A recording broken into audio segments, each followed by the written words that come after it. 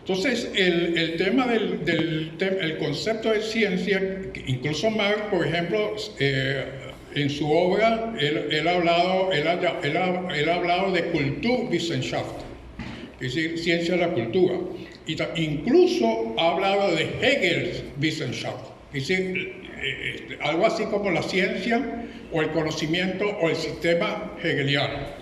Es decir, que el Wissen en alemán significa conocimiento.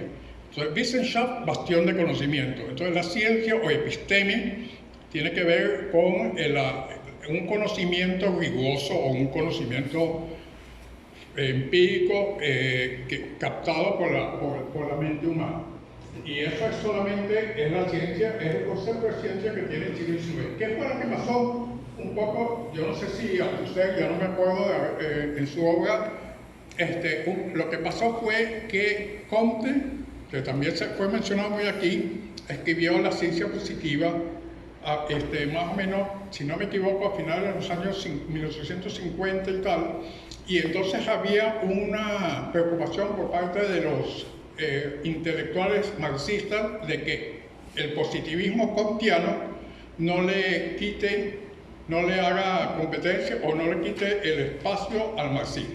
Entonces, la idea de Engels, por ejemplo, de que Marx es a las ciencias sociales lo que Darwin es a las ciencias naturales, es una sugerencia, o mejor dicho, una imposición, vamos a decirlo de esa manera. Eso también es debatible por parte de Engels con respecto de Marx, para que cambie el estilo del lenguaje, que es mi propuesta también de por qué hubo un cambio de énfasis o de hincapié, no una ruptura epistemológica, porque si vamos a ver en los manuscritos, que mucho de lo que dicen los manuscritos también se dicen en el Capital, ¿no? Y ni hablar de los Grundrisse, que tampoco fueron publicados en la época de Marx, sino después del año 56, cuando vino Khrushchev y en el Congreso 20, etcétera, etcétera. Entonces sacaron algunas obras desconocidas de Marx, que supuestamente iban a introducir el Capital, y sin embargo tiene demasiado lenguaje muy cercano a la filosofía hegeliana. Entonces, el tema del Marx filosófico y el Marx científico tiene mucho que ver con que Engels, que era el protector de Marx, el que financiaba a Marx y el que financiaba la obra de Marx, también imponía qué obra debía ser publicada y qué no debía ser publicada. Dejo 2 minutos por aquí para escuchar comentarios primero, para seguir adelante. Porque creo que fui bastante polémico en aquello que...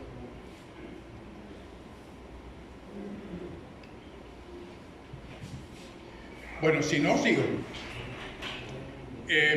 Con respecto a lo que vamos a ver hoy, que es los manuscritos económicos filosóficos y el joven Marx, quisiera antes decirles un poco para que tengan para que les esté claro. El tema 1841-1846. Bueno, es bastante sabido de que en 1841 Marx escribe su tesis doctoral. Esto tiene también, lo podemos de alguna manera matizar, porque obviamente a los 23 años hoy sería lo que llamamos una tesis de licenciatura. Y de alguna manera, para ser académico, es decir, profesor de la universidad, tenía que presentar a posteriori, una vez que le otorgaron el visto bueno a la tesis doctoral, una disertación. Las disertaciones en Alemania, incluyendo en el siglo XX, son más importantes que la propia tesis doctoral, ¿no? El título de esta tesis doctoral es La diferencia entre la filosofía de la naturaleza entre Demócrito y Epicuro. Es una tesis que que no fue publicada en época de Marx y que solamente hubo interés en ella después de que fue cuando fue publicada las obras de juventud. También entonces hubo interés en esta tesis actual. Hay un elemento importante, que antes de dar la palabra, un elemento o una señal importante en esta tesis, que hay un énfasis en el tema de la naturaleza, por un lado, y también hay una predilección por parte de Marx respecto de Demócrito y no de Epicuro. ¿Qué quiere decir esto? Que ya el tema materialista, a pesar de que Marx estaba influido por la filosofía hegeliana, la dialéctica, el historicismo, la especulación filosófica, la crítica, etcétera, etcétera, ya hay como una debilidad, vamos a llamarla de esta manera, en el muchacho, hay una debilidad por el tema del materialismo. Para concluir, esa obra pertenece a la etapa, es una obra filosófica. ¿Perdón? Es una obra filosófica. La tesis es la última. La tesis, esa es 1841, es la tesis doctoral en filosofía. Filosofía, porque él quiso, o el papá de él quiso que estudiara Derecho, y en el año 37 hay una carta donde él dice que él no va a estudiar Derecho, sino que va a estudiar Filosofía. Perdón.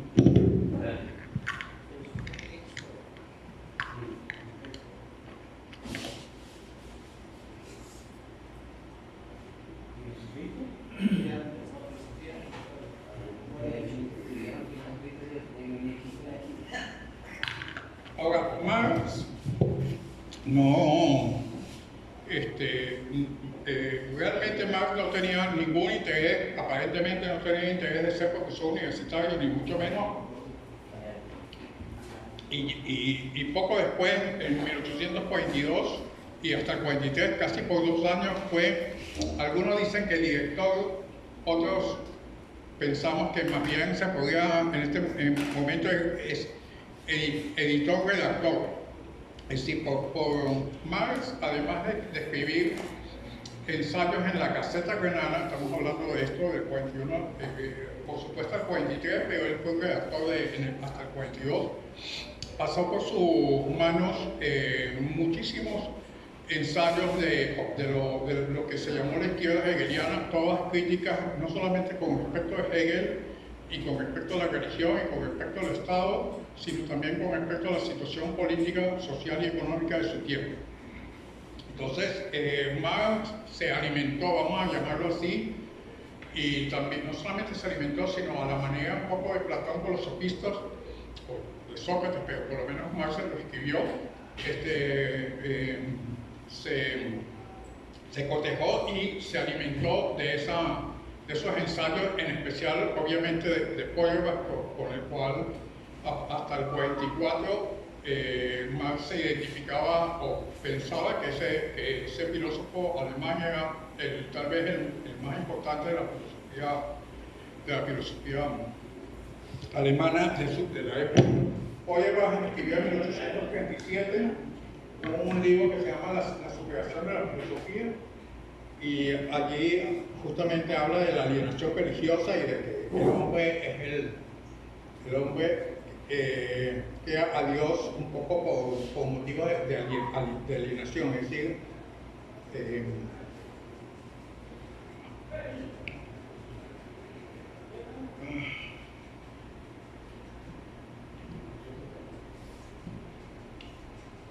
bueno, de todas formas vamos a hablar del tema de Feuerbach un poco, vamos a hablar luego con más precisión del tema de Feuerbach con respecto a la evolución filosófica de Marx, ¿no? Además de los ensayos importantes que Marx escribió en la Gaceta Renana, que son, por ejemplo, la contribución a la filosofía de derecho de Hegel, ¿no? Y también la Sagrada Familia. Marx escribió artículos muy preciso sobre la situación sobre todo el campesinado y de los leñadores en la Renania del Ruhr, cerca y esa preocupación por la actividad, por esa actividad inhumana, vamos a llamarla así, que se ve muy bien, por cierto, en una película que me prestó Abdiel, una película sobre joven Marx, que es muy buena, que se la recomiendo a todos, se la pueden bajar o se la piden a Abdiel. Él escribió sobre esos temas, lo cual significa que, independientemente de su preocupación filosófica sobre los temas de la izquierda hegeliana y sobre la religión, que también, por cierto, tengo que mencionarles algo con respecto a la religión.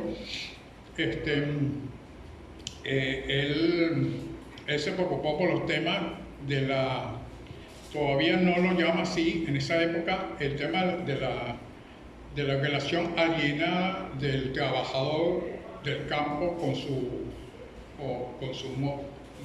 medio, lo cual sirvió de base y de fundamentos también para ese cambio radical que, a mi modo de ver, lo tiene Marx, lo propone Marx en los manuscritos económicos filosóficos, en contraposición a la izquierda hegeliana que no se preocupa por los temas económicos y de la alienación del hombre respecto de su situación económica. Ahora, volviendo al tema, antes de que se me olvide, el tema del trabajo alienado o de la alienación religiosa, perdón. Este es un tema muy caro a Feuerbach, pero que obviamente le viene de Hegel, y eso lo vamos a ver un poco con más detenimiento en el tema del joven Marx y del tema de la alienación, de los manuscritos, que es que para evitar la censura, muchos filósofos hegelianos de izquierda, en vez de hablar del sistema político de la época, hablaban del establishment religioso. La religión, el poder religioso es sinónimo para ese momento el poder eclesiástico es sinónimo del poder político. De manera que era una manera de evitar la censura era identificar al poder político con el poder religioso o viceversa, y tratar de hablar de la creación. Por ejemplo, Marx lo va a desarrollar muy bien cuando habla de que de la alienación del Estado es sinónimo de la alienación de la religión. Dios y Estado son sinónimos en cuanto a las críticas que le hace a la filosofía hegeliana. Entonces, la religión tiene ese elemento importante para los jóvenes hegelianos, que obviamente influirán en las posiciones de Marx. Entonces, un poco, esta es la situación en este momento cuando Marx trabaja como redactor jefe, vamos a llamarlo de esa manera, de la Gaceta Renana, y se publica no solamente los ensayos de él, sino los ensayos de otros. En el verano de 1843, fíjense que ya pasó bastante tiempo, Marx escribe un ensayo que también publica en la Gaceta Renana y que está recogido. Yo no sé cuántos de ustedes pueden conseguir algún libro con los escritos de juventud de Marx, ¿no? Sobre que se llamó la cuestión judía. Y la cuestión judía es un ensayo que tiene mucha importancia, porque de alguna manera Marx se va a distanciar, en este caso, de Bruno Bauer, que Bruno Bauer era uno de los más importantes filósofos de la izquierda hegeliana en la época de Marx, en la cual, según Bauer, la mejor manera, lo que pueden hacer los judíos de aquella época, era simplemente dejar de ser judíos y ser cristianos. Es decir, que un poco influido por la idea cristiana de que el mundo cristiano germánico, prusiano o como se quiera, es el mundo de la libertad, porque los cristianos, la conciencia cristiana es que todos somos hijos de Dios, Entonces basta con que los judíos también acepten esa idea, esa concepción del mundo en que todos somos iguales desde el punto de vista de la concepción de la conciencia de sí que pueden tener. Entonces, obviamente Marx le dijo, usted está equivocado, en la cuestión judía está equivocado porque allí no se trata nada más que, no se trata de a cuál de las religiones se es más, que puede ser más adicto, más cercano, o más, cuál de las religiones es superior a otras, sino se trata de eliminar toda religión, puesto que toda la religión es alienación. Y eso lo toma Marx de Feuerbach, porque Feuerbach escribe que hay, él considera que hay una suerte de tres actitudes del hombre frente al mundo. Y Feuerbach dice que hay la actitud griega o politeísta, o como se quiera llamar, en donde el hombre simplemente se vincula con la naturaleza de un modo espontáneo, teórico, etcétera, etcétera. Luego está la cuestión judía o la percepción o la concepción judía del mundo, en donde el hombre se apropia de la naturaleza. Esto es, que Dios le dio al hombre supuestamente porque el hombre crea a Dios y crea a Dios para que Dios le otorgue, eso lo dice Feuerbach, la autoridad, vamos a decirlo así, o el poder de apropiarse de la naturaleza. Y Feuerbach es mucho más crítico con el tema, con la concepción cristiana o con la religión cristiana, porque además de apropiarse de la naturaleza o de tener poder de la naturaleza, la religión cristiana lo que hace es la apropiación de los demás hombres. Es decir, que los otros hombres es la naturaleza y los otros hombres. Así que en este caso el cristianismo lo que ha hecho es simplemente desarrollar más aún la concepción de que el hombre domina la naturaleza y también domina a los otros hombres. Eso es Feuerbach. Pero Marx, obviamente muy cercano a Feuerbach, es lo que va a tratar él en la cuestión, digamos, en los manuscritos. Lo va a desarrollar.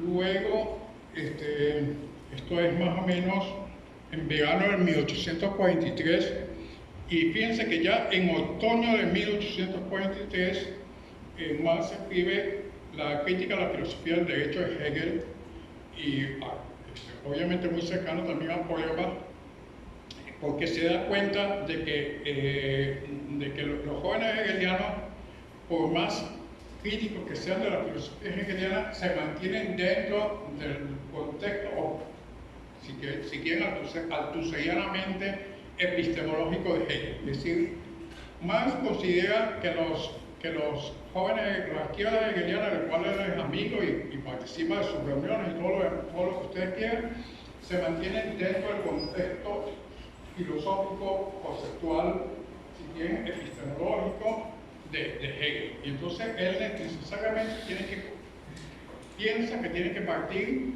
o tiene que hacer una crítica a la filosofía del derecho, que fue una de las últimas que escribió Hegel. Yo no sé si ustedes vieron filosofía del derecho en Hegel en los últimos 3 días, ¿no? Pero obviamente el tema de la familia, la sociedad civil y el Estado va a ser muy trabajado por él en los manuscritos, y por supuesto que es un desarrollo hasta cierto punto de la crítica a la filosofía del derecho, que es de 1843.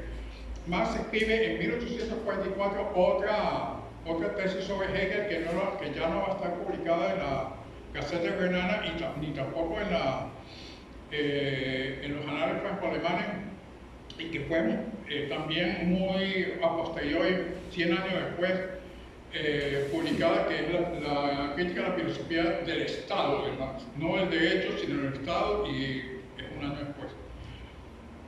Pero es una obra que sigue, que continúa, que desarrolla su crítica a Hegel en la filosofía del derecho. Y luego, en febrero de 1844 es interesante esta parte porque obviamente a finales del 43 Marx se tiene que autoexiliar, o mejor dicho, lo exilian o lo mandan, lo sacan de Alemania y se tiene que ir a París.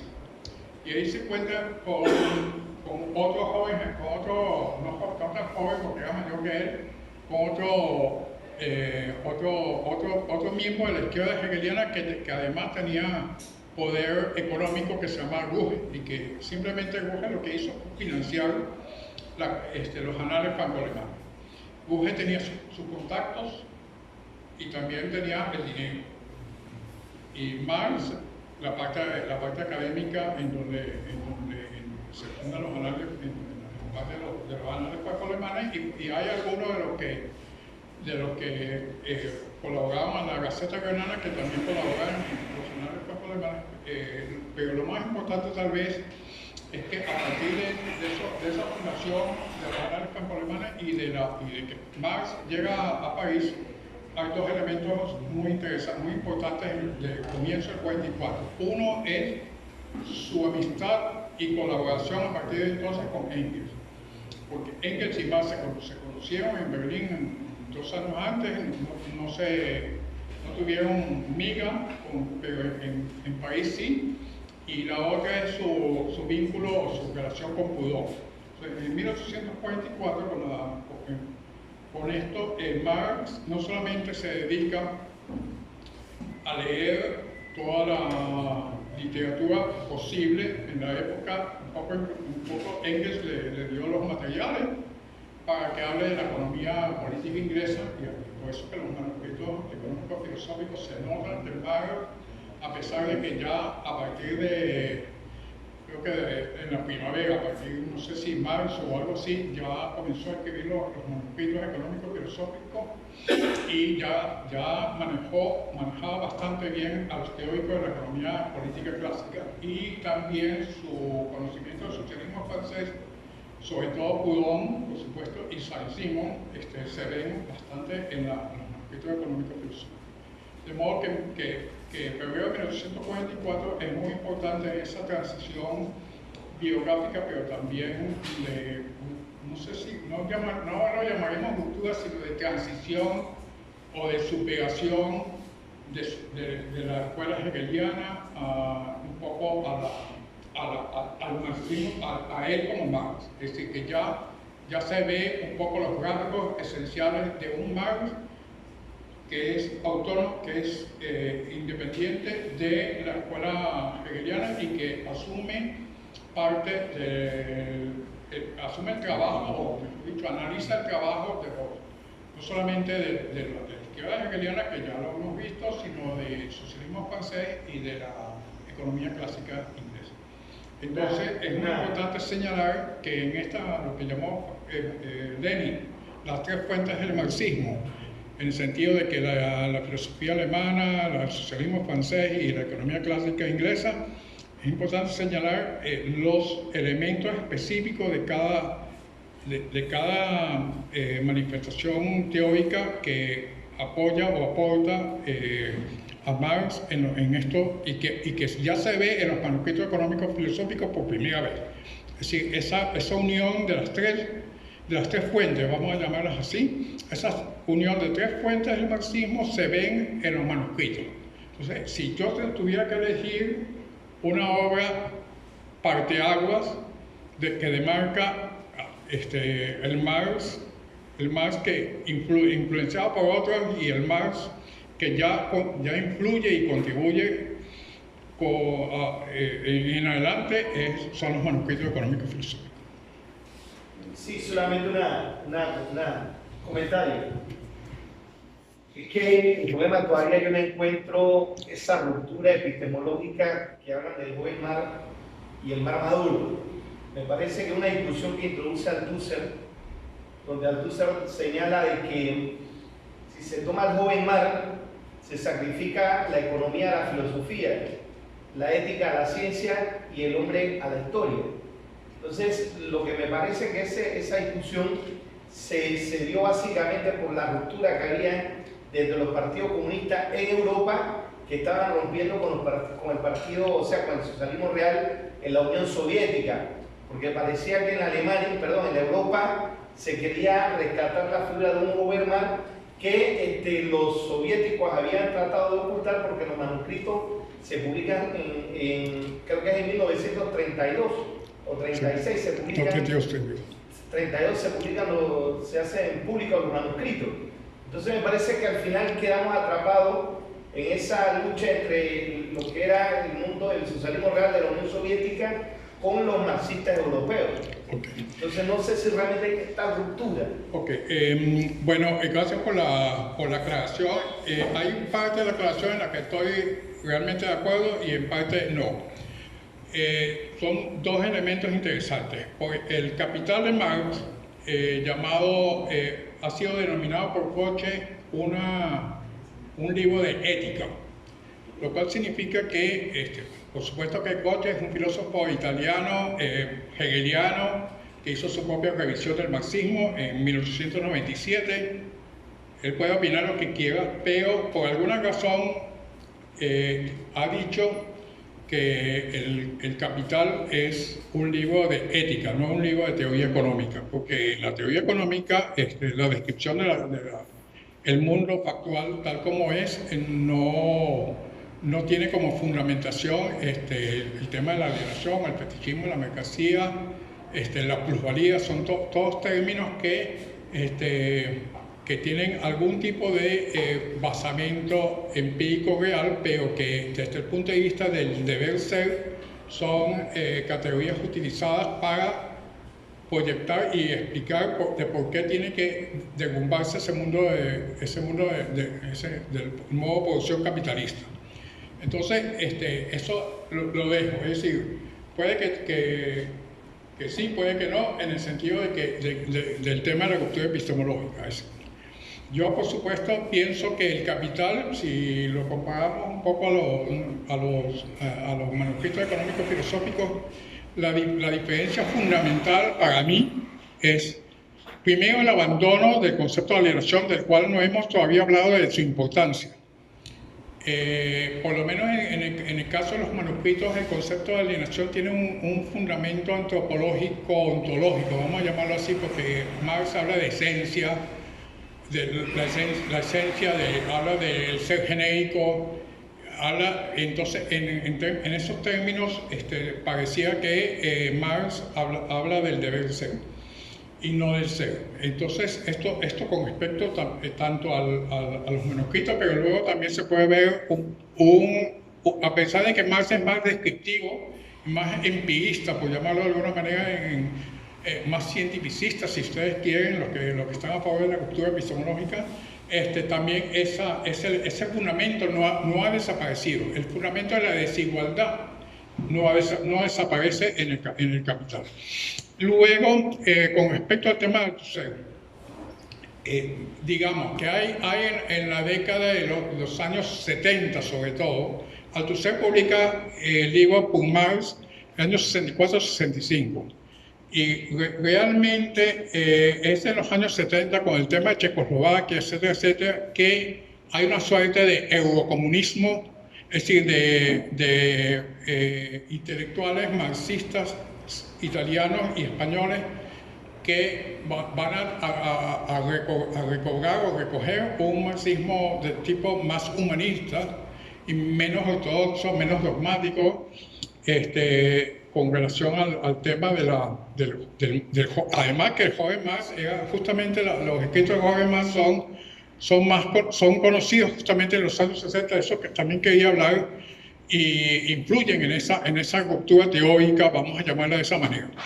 En cambio, Althusser, a mi modo de ver, pero puede ser que esté equivocado porque no soy muy erudito, muy ducho en la filosofía de Althusser se mantiene bastante cercano al Partido Comunista Francés, y a un Partido Comunista Francés muy vinculado y muy cercano a la Unión Soviética. De modo que el tema de la ruptura epistemológica y de Marx científico, etcétera, etcétera, es justamente la visión soviética de cómo se quería ver a Marx.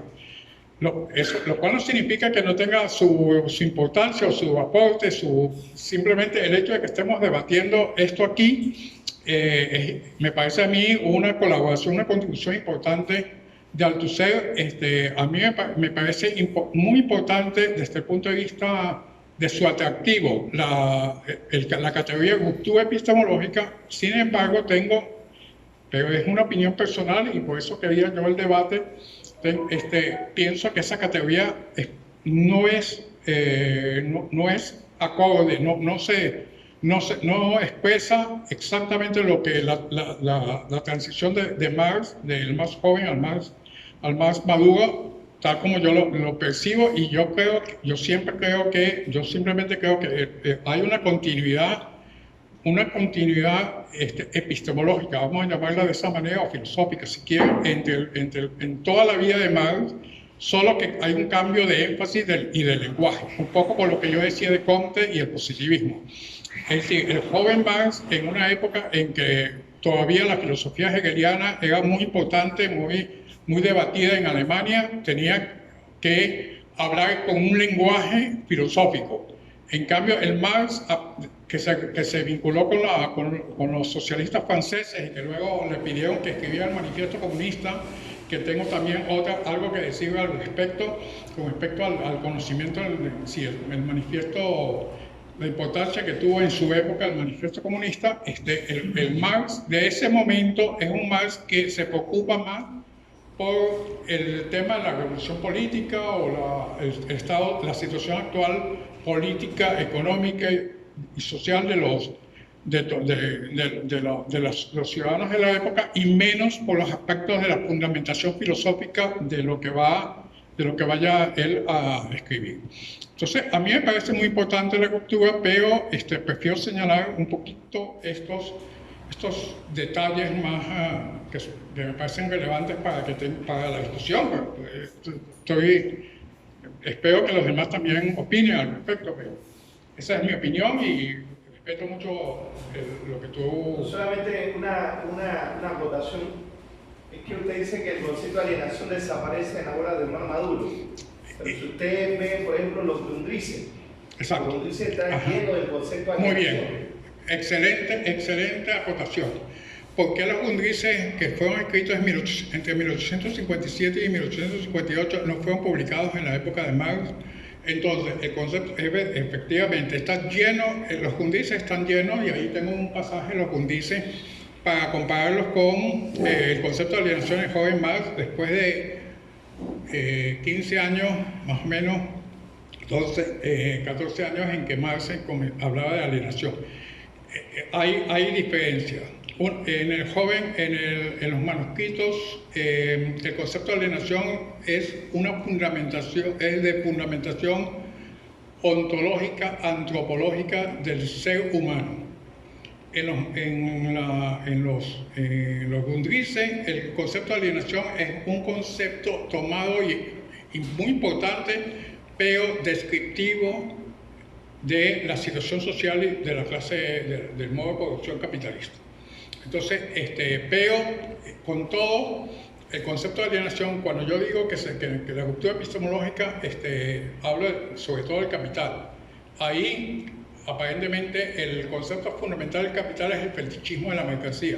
¿Por qué Marx prefiere ese concepto y no el de alienación? En parte porque el concepto de fetichismo de la mercancía se puede evaluar desde un punto de vista empírico, mientras que el concepto de alienación, tal como decía Koche, no tiene un asidero empírico visible, no es factual, sino que es simplemente parte de la teoría, y obviamente una teoría que es coherente, como a mí me parece muy coherente y muy fundamentante, pero no hay evidencias empíricas históricas de que los obreros o los trabajadores del campo y las ciudades, etcétera, se sienten o se llaman o se hacen alienados, sino que de alguna manera la alienación fundamenta la división social del trabajo, etcétera, y no viceversa. Entonces, un poco, pero sí creo que los Grundrisse es una muestra de que, bueno, que no fue tomada en cuenta por los que están muy allegados a la ruptura epistemológica, precisamente porque en la introducción a los Grundrisse había un profesor que tenía un pasaje que leyó bastante largo de cómo Marx en los Grundrisse era muy hegeliano en su propuesta, Y también con respecto al tema de la ciencia y la filosofía, hay un pasaje al final de la introducción de los Grundrisse, del primer tomo, en donde, que se llama el método de la economía política, por cierto, que es el tercer renglón de esa obra. Al final dice, no es algo así como, no sé si estoy parafaseando correctamente, pero más o menos así, no es la anatomía del mono la que determina la anatomía del hombre, sino la anatomía del hombre la que determina la anatomía del mono. Es decir, el tema de la superación hegeliana, de que el estadio superior es el que de alguna manera también habla del dinero. La posición del dinero en la sociedad capitalista es la que explica por qué el dinero fue importante en la sociedad antigua. Entonces, un poco el modo de producción, o digamos la idea de superación o del estadio superior, es importante para comprender, nunca para eliminar los estadios anteriores. Un poco el tema de las revoluciones científicas de Kuhn. Es decir, no se trata de que las leyes de la mecánica clásica están totalmente derrogadas por la teoría de la relatividad o por la mecánica cuántica, sino que son parte fundamental del desarrollo de la ciencia, de la física de esa época. Y lo mismo en el campo de las ciencias humanas. Los manuscritos económicos filosóficos para mí son una instancia, un estadio de desarrollo de la conceptualización que hace Marx de lo que va a ser luego el capital. No sé si está claro, pero creo que el ejemplo de los Grundrisse es un ejemplo muy importante en esta discusión. ¿Alguno más? Bueno, entonces decía que la Sagrada Familia, en que 1844 y luego entre primavera y verano de 1844, no sabemos exactamente, formula los manuscritos económicos filosóficos. Esto es el tema de hoy.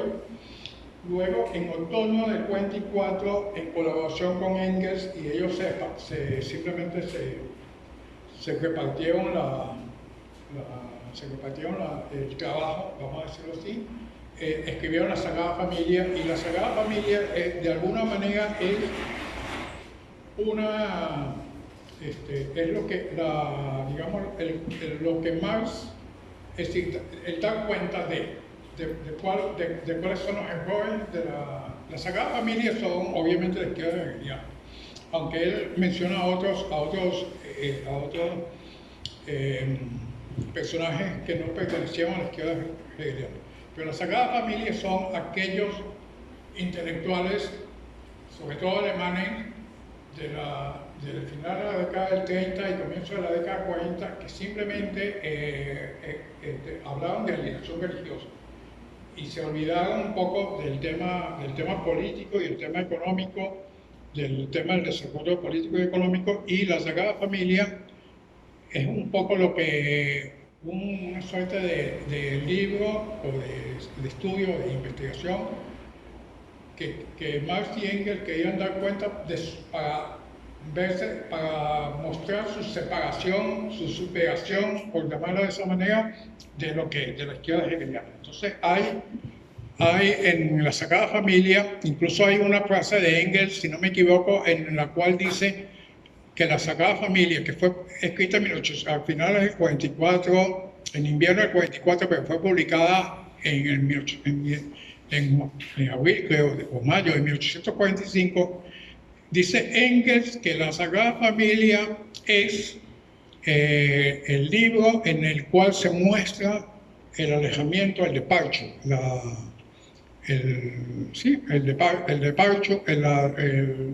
el alejamiento de Marx de Feuerbach. Es decir, que si bien Feuerbach hasta el año 44, incluso en los manuscritos económicos, como lo vemos en el año 44, todavía tiene una influencia fundamental en Marx, sobre todo por el tema de la alienación religiosa y también sobre el tema del ser genérico. Ya a finales del 44 y justo con la publicación del 45, ahí ya se muestra una ruptura, un alejamiento, vamos a llamarlo así, de Marx con Feuerbach. Entonces, así como para mí, los manuscritos económicos filosóficos son el documento clave del comienzo del Marx marxista, vamos a llamarlo de esa manera, del Marx autónomo, Marx independiente, ¿no? Así para Engels, la Sagrada Familia fue el último eslabón de la ruptura, por llamarlo de esa manera, con respecto a los jóvenes hegelianos, básicamente con Feuerbach, porque Feuerbach, tanto para Marx como para Engels, Feuerbach fue siempre el papa o el papa superior de la izquierda hegeliana. Es decir, que es el mayor filósofo de la izquierda hegeliana siempre fue para ellos Feuerbach, ¿no? De 1845. Luego, tal como les dije al comienzo de la clase, mañana veremos las tesis sobre Feuerbach, también escritas en 1945, y también fue son 11 tesis que en página y media, que por favor los que llegaron un poquito tarde a la clase, si pueden traer el texto mañana, mejor, porque lo vamos a desglosar y lo vamos a leer y a analizar en clase. Son 11 tesis, página y media nada más. No me importa qué traducción española o de otra lengua quieran. Las tesis sobre Feuerbach fueron escritas en el año 1845, 1845, y por último, otro libro importantísimo, según el propio Althusser, el más importante del joven Marx, o del Marx hegeliano, por llamarlo de alguna manera, la ideología alemana. Ese libro comenzó a ser escrito en 1845 y terminó en 1846, y por supuesto no fue publicado, pero hay cartas, y también hay el propio Marx en una introducción a uno de sus libros posteriores dijo que la ideología alemana fue simplemente puesta al criterio de la crítica de los roedores o de los ratones. La idea es que vean la ideología alemana. La primera versión fue en 1932, de manera que 50 años después de la muerte de Marx y prácticamente 100 años, 90 años después de ser escrita. Hay un capítulo, obviamente el último, si no me equivoco, que es sobre Stirner y que escribió Engels, pero el primero es sobre Feuerbach. Y si yo fuera editor de la obra de joven Marx, pondría a las tesis sobre Feuerbach como una introducción o como un anexo, pero previo al primer capítulo de la ideología alemana, que es sobre Feuerbach.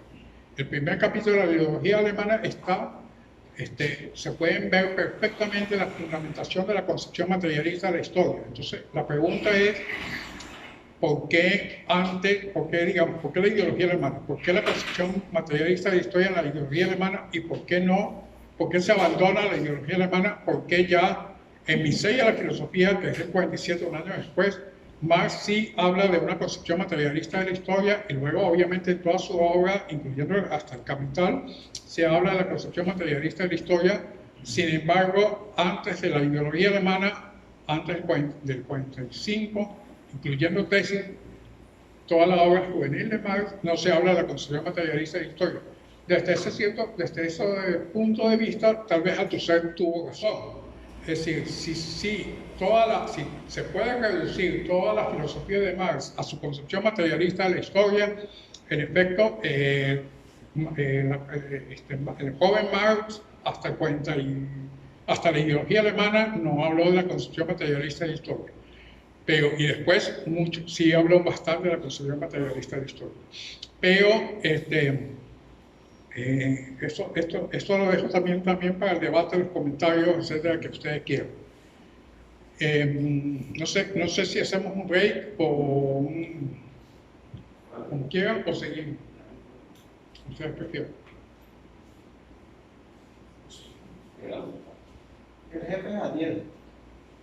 Hasta las 2:30, Ok. Bueno. Ok, la ideología alemana y como ya le dije, mi historia de la filosofía fue escrita en finales del 46, comienzo del 47. Bueno, lo otro que me parece importante e interesante señalar con respecto al joven Marx es un poco el tema de qué es lo conocido y qué es lo desconocido en Marx. Un poco ya hablé de esto sobre las obras del joven Marx que eran totalmente desconocidas. Y luego todo el desarrollo, las controversias y el debate de la Segunda Internacional con respecto al Marx maduro, puesto que no se conocía el joven Marx. Y luego un poco lo que habíamos hablado, lo que el compañero señaló, a partir del estalinismo, los años 30 en adelante, y por supuesto en el 56, cuando ya Khrushchev en el Congreso 20 simplemente critica las posturas de Stalin y entonces son publicados los Grundrisse. Que a raíz de eso, no solamente los Grundrisse, sino se da a conocer muchos ensayos y escritos del joven Marx muy completos, que luego van a ser repensados por la filosofía y por los intelectuales de la década de los 60 y de los 70. Que traen justamente este debate a la ruptura epistemológica entre el joven y el viejo. Pero me gustaría señalar aquí también un poco que hay autores que de alguna manera percibían percibían la contribución filosófica del joven Marx por los textos que sí se habían publicado como la contribución a la crítica de la filosofía del derecho de Hegel, que era conocida, y también en la Sagrada Familia, que también era conocida. Hay autores como Antonio de la Briola, ya lo mencioné, escribió en 1895 una memoria sobre el manifiesto comunista, pero luego escribió en los ensayos sobre la concepción materialista de la historia, escribió un tercer ensayo que se llama Socialismo y Filosofía, en la cual identifica a la filosofía con la ciencia. Y ese es otro elemento que quería traer a colación con respecto al concepto de ciencia del cual hablé al principio, ¿no? Entonces, para la Briola, esa concepción marxista o materialista de la historia, la Briola va a ser a finales del siglo XIX la persona que de alguna manera va a vincular al Marx maduro con joven Marx, a pesar de que no conocía la obra más importante del joven Marx. Muere en 1904, de modo que no pudo conocer los manuscritos y tal.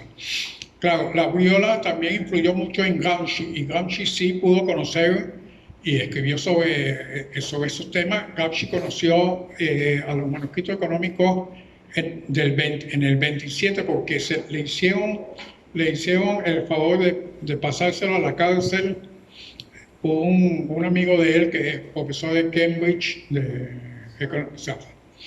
Y ya él habla, pero en esa idea o esa posibilidad del propio Gramsci de conocer a algunos ensayos del joven Marx, de alguna manera vincula a Gramsci con la Briola y con la filosofía de la praxis, en tanto que la filosofía de la praxis también fundamenta la concepción materialista de la historia. Entonces, de alguna manera, un poco en contraposición a la ruptura epistemológica, tanto la Briola como Gramsci consideran que la filosofía de la praxis, de la cual vamos a hablar mañana, es el fundamento filosófico y científico de la concepción materialista de la historia.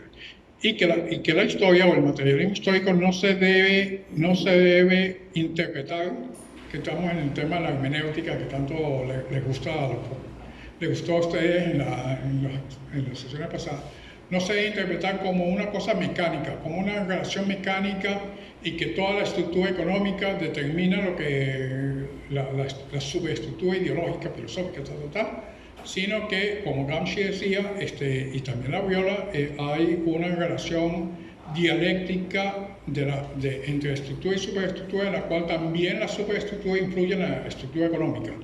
Gramsci lo hace con respecto a la religión cristiana, o mejor dicho, con respecto a la institución del cristianismo en Italia, que pese a los cambios de los modos de producción económicos en feudalismo, capitalismo, etc., en la estructura ideológica de la Iglesia no ha cambiado. Si el modo de producción económico no ha cambiado para nada la superestructura ideológica de la Iglesia.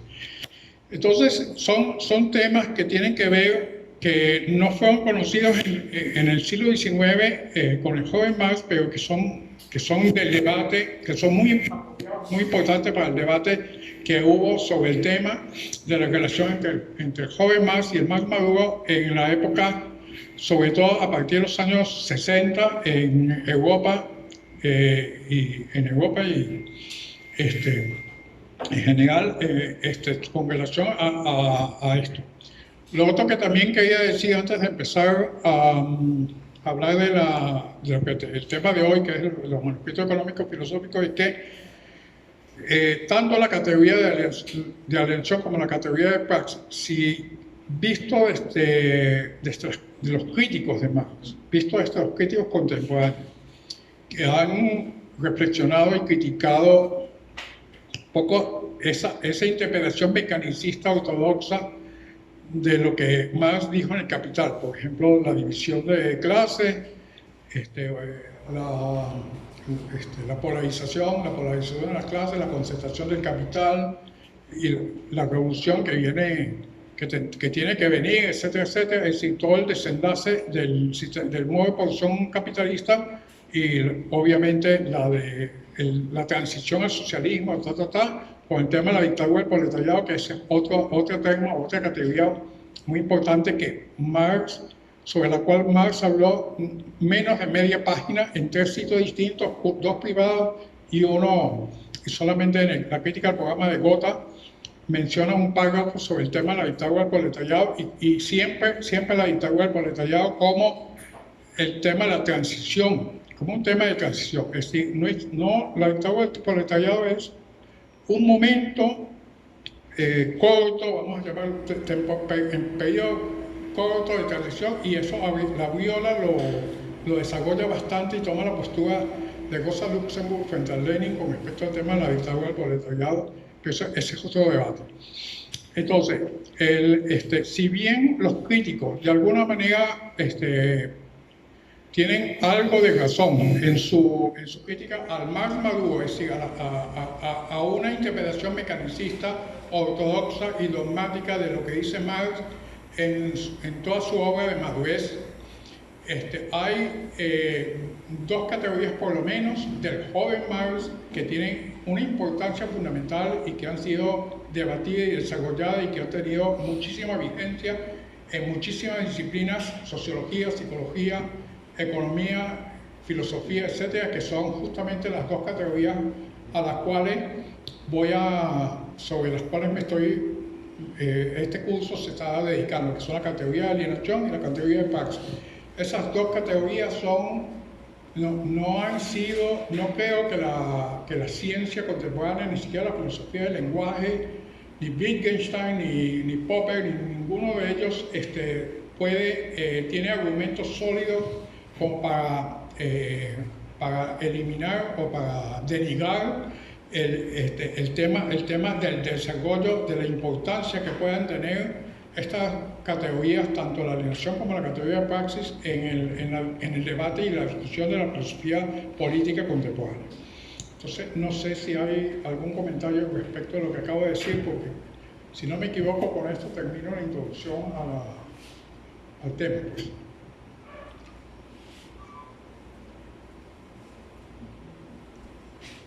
¿Dice de qué año son médicos? ¿Perdón? Los manuscritos, ¿de qué año eran? ¿De qué año? ¿En qué año se...? ¿En qué? ¿Qué diseño después de...? Los ¿En qué? manuscritos. Ajá, de los manuscritos, de los manuscritos. 1844. Los manuscritos. 1944 y fueron publicados parcialmente. Bueno, primero no tenemos, no están completos, son fragmentarios. Si lo que conocemos hoy de los manuscritos son escritos en el 44.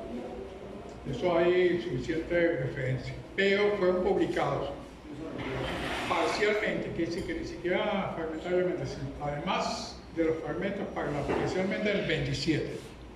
Y luego publicados por primera vez de manera completa en 1932 por el Instituto Marxista-Leninista, por un tipo que era el director del instituto, que luego, en el año 32, por alguna razón, lo mandaron a fundar el Instituto Marxista-Leninista de Berlín, que en aquella época era un solo estado alemán, se llamaba Gaziantep. Y entonces aprovechó simplemente de dar a conocer esas obras juveniles que la Unión Soviética no lo habían permitido. Pero sí en la Alemania pre-nazi, que no era comunista en ese momento. ¿Y se publicaron como manuscritos o como cuadernos de París? Bueno, los cuadernos de París, porque fueron escritos en París. Pero hoy en día la mayoría de las personas, la mayoría de los textos son manuscritos económicos filosóficos, pero Marx no lo puso título. Entonces, dependiendo de quién si son los franceses, entonces le ponen manuscritos de París. Claro, para decir que, para recordarle a algunos que eran